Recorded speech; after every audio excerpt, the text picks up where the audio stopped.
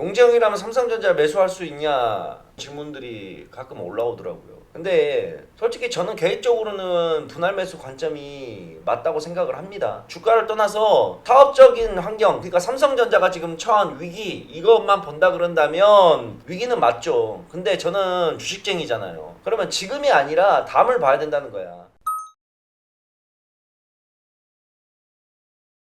기자, 유튜버, 블로거 10명 중에 9명은 삼성전자 위기론을 언급하는 지금 저는 생각이 조금 다릅니다. 외국인이 한 달 여간 10조 원을 넘게 매도하는 지금인데 저는 지금이 왜 기회이고 왜 긍정적으로 생각을 하는지 오늘 한번 말씀을 드려볼까 합니다. 삼성전자의 PBR이 역사적인 저점에 위치했다는 사실, 이거는 이제 모두가 아실 겁니다. 이제 많은 투자자분들은 이런 논리로 접근을 하시는 것 같아요. 역대 1.1배 수준일 때에는 경제 대공황, 즉 모든 종목들이 빠질 때였고 지금은 삼성전자만의 악재를 반영하는 거라서 더욱 빠질 가능성이 높다 라고 생각을 하시는 것 같은데, 사실 어느 정도 공감이 되는 부분도 있기는 있습니다. 지금 삼성전자의 가장 큰 악재라면 이렇게 세 가지를 꼽아볼 수가 있을 것 같아요. 근데 이 세 가지에 대해서 저는 이제 좀 다르게 생각을 해야 된다 라고 여겨 보이는 포인트들, 제가 지금부터 하나하나 짚어보도록 하겠습니다. 자, 먼저 중국에 대한 내용입니다. 중국 같은 경우는 5년에 한 번 정부에서 이 반도체 투자기금이라는 거를 조성을 해요. 특히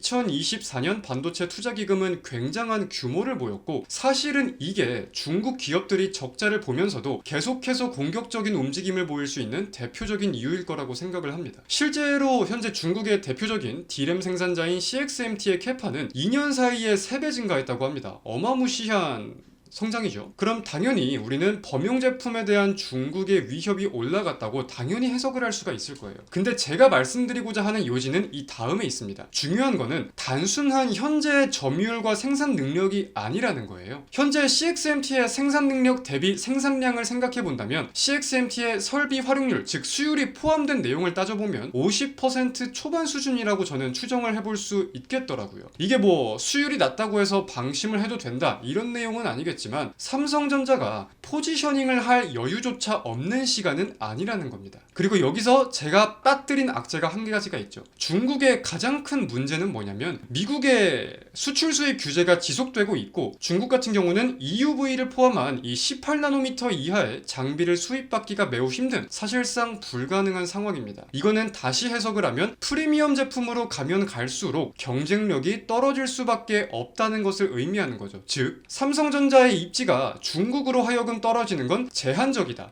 이렇게 우리가 해석을 해볼 수도 있다는 겁니다. 그리고 또 이어서 좀 삼성전자의 전략을 따져보자면 삼성전자의 선택지 중 가장 유일하고 현명한 방안 또한 현재로서는 기술 초격차일 거다, 저는 이렇게 생각을 하는데, 이제 대부분의 악재가 반영이 됐다라고 생각할 수 있는 현재 시점에서는 이에 대한 행보가 주가의 추이를 정할 수 있겠다, 저 같은 경우는 이렇게 판단을 하고 있습니다. 자, 그렇다면 초격차의 첫 번째 제품으로 볼 수 있는 삼성전자가 세계적인 지위를 보이고 있는 이 DDR5의 흐름을 봐봅시다. 현재 DDR5의 큰 악재라면 전방산업의 수요가 폭발적이지는 못하다는 거예요. 뭐 나쁘지도 않지만 시장이 예상했던 대로 굉장한 성장을 보이지도 못하고 있는 것도 객관적으로 맞는 표현입니다. 근데 저는 약간 이거는 1차원적인 생각이라고 분석을 하고 있습니다. 현재 이런 악재들을 가지고 사실 주가가 굉장한 낙폭을 보였다, 여기까지는 모두가 인정을 하고 있는 상황이잖아요. 그렇다면 투자자라면 우리는 반대로 생각을 할 필요가 있는 거겠죠. 반도체는 결국 사이클 산업입니다. 그런 와중에 기존 레거시 제품 DDR4 같은 경우는 ISM 제조업 지수와 유사한 변동성을 보이고 있는데, DDR5는 이런 내용들에 대해서 비교적 하방 압력을 지금 덜 받고 있어요. 독단적인 프리미엄도 분명 존재를 하고, 자, 근데 우리가 여기서 뭘 생각해 봐야 될까? 제가 좀 아까 반도체는 결국 사이클 산업이라고 말씀드렸습니다. 그렇다면은 조금 늦더라도 수요는 분명히 올라올 거고, DDR4에서 5로의 세대 교체는 결국 일어날 수밖에 없는 포인트를 우리는 따져봐야 될 거예요. 악재가 반영이 됐다면 그 다음 흐름을 생각해 봐야 되니까. 자, 그렇다면은 전방산업 수요는 증가가 될 거고, 여기에 따라서 삼성전자의 최대 수혜 또한 우리는 분명하게 따져보아야 될 겁니다. 물론 야 그렇다고 파운드리가 해결이 되냐, 주가가 무조건 뜨냐, 이렇게 말씀을 하실 수가 있는데, 이런 내용도 제가 뒤에 오늘 좀 언급을 할 내용이니까 오늘 영상 끝까지 한번 봐보시기를 바랍니다. 물론 삼성전자의 레거시 제품도 예상보다는 재고 소진이 느리게 되고 있어요. 근데 현재로서의 추이를 보면 분명 재고 소진이 진행이 되고 있는 것도 맞습니다. 얼마 머지 않았다고도 생각해 볼 수 있을 거예요. 그렇다면 우리는 악재 요소가 주가에 반영이 되었다는 포인트를 가지고 앞으로 일어날 일들을 생각을 해봐야 되는 거겠죠. 주가는 기대감으로 움직이는 걸 절대 무시할 수가 없으니까요. 자, 다음은 AI의 꽃이라고 불리는 HBM입니다. 일각에서는 공급 과잉에 대한 우려가 사실 계속해서 들려오는 것 같은데, 저는 여기에 대해서는 사실 아직까지 이른 우려다, 섣부르다라고 생각을 해요. 이 이유를 말씀드려 보겠습니다. 왜냐면은 일반적으로 이 공급 과잉 우려라는 거는 HBM 제조사들의 생산 캐파와 수율, 그리고 고객사의 수요를 접목시켜 가지고 공급이 많겠네, 수요가 많겠네, 이것들을 따져서 생각을 하는 것들입니다. 저는 여기에서 이제 TAT라는 항목이 추가가 돼야 된다고 생각을 해요. 턴어라운드 타임이라고 해서 웨이퍼가 칩이 되기까지의 시간을 뜻하는 건데, 지금 HBM이 어떻습니까? 기술이 굉장히 빠르게 변하고 있고 수요가 폭발적으로 증가를 하면서 신규 공정 또한 계속 늘어나고 있어요. 그렇다면 우리가 생각을 해볼 때 단순하게 공정이 늘어나니까 곧바로 생산량도 증가를 할 거야, 이게 아니라 기술이 굉장히 빠르게 변하는 시점에서 완성까지의 시간도 점차 증가하고 있다라는 포인트를 생각을 해봐야죠. 즉 조금만 쉽게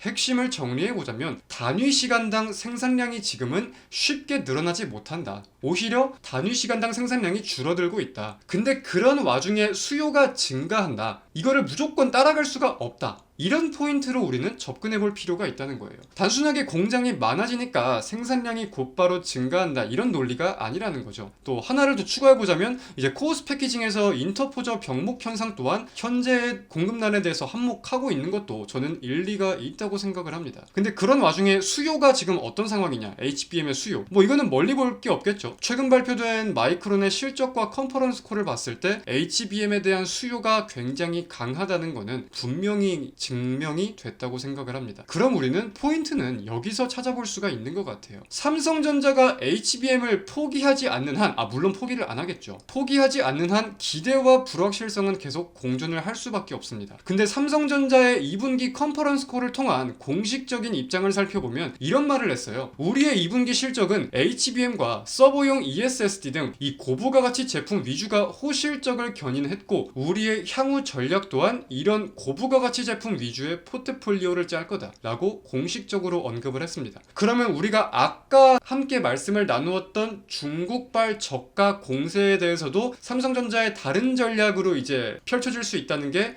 확인이 된 거고, 여기서 우리는 삼성전자를 포함한 산업의 이 AI 반도체 산업의 구조도 함께 생각을 해봐야 될 거예요. 지금 GPU, AI 반도체의 명백한 대장은 엔비디아입니다. 그리고 그런 엔비디아는 이제 더더욱 민감하게 내년 GPU 생산에 대한 셈법을 할 수밖에 없을 텐데, 지금 사실상 SK하이닉스가 독점적인 공급을 하고 있는 상황에서 이 SK하이닉스의 증설을 절대 무시할 수는 없을 거예요.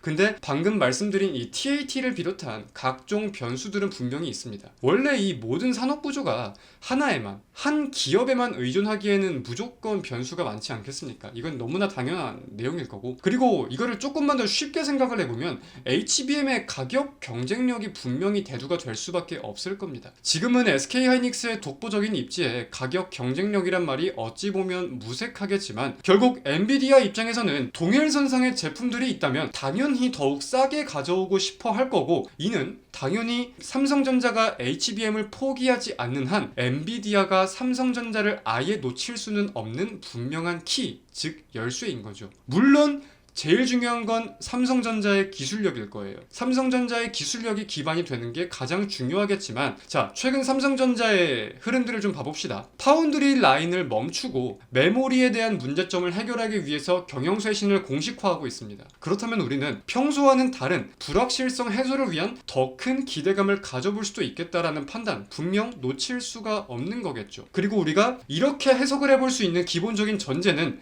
제가 계속해서 강조를 드리는 악재가 지금 분명히 반영이 되었기 때문에 더욱 생각해 볼 수 있는 관점들이다, 라고 정리를 해볼 수 있겠습니다. 자, 마지막으로 파운드리. 사실 여기에 대해서는 저도 할 말이 많지는 않습니다. 제 개인적인 생각으로도 파운드리는 지금 명확한 악재가 맞고 당장의 마땅한 돌파구는 찾기 쉽지가 않다고 여겨져요. 개인적으로는 이 HBM4나 이 커스텀 주문에 대해서도 빨라야 내년, 늦으면 내후년쯤 다시 좀 기대가 부각되지 않을까라고 생각을 하는데, 제가 파운드리를 잊을 수도 있겠다라고 생각하는 포인트는 사실 꽤나 단순합니다. 현재 삼성전자는 공식적으로 이제 라인 셧다운에 대한 언급이 지금 나오고 있는 거잖아요. 이거는 삼성전자가 파운드리에 대한 비중을 줄이겠다라는 걸 인정을 한 거고, 다시 표현하면 악재를 인정을 한 거예요. 고로 추가적으로 나올 악재는 제한적이다. 이렇게도 우리가 따져볼 수가 있는 거죠. 저는 그래서 삼성전자의 주가 향방을 볼 때 이제 파운드리의 비중은 꽤나 줄어들겠다 라고 생각을 합니다. 조금 과장된 표현으로는 논외라고도 할 수가 있겠죠. 그래서 이제 메모리 위주의 경영 쇄신에 따라서 주가의 향방이 정해질 거다라는 판단과 함께 파운드리에 나올 악재는 사실상 다 나온 거고, 뭐 당장 V자 반등은 아니더라도 이제 기대해볼 구간이 머지 않았다, 이러한 분석을 전달드리고 싶어서 오늘 영상을 좀 촬영하게 되었습니다. 지금 각종 매스컴들을 보면 삼성전자 위기론에 대해서 굉장히 좀 분위기를 공포스럽게 만드는 느낌이 저는 없잖아 있다고 생각을 하는데, 이러한 제 분석과 견해도 좀 함께 생각을 해보시고 여러분들도 더욱 객관적인 판단을 하셨으면 좋겠습니다. 오늘 영상 여기서 마치겠습니다. 감사합니다.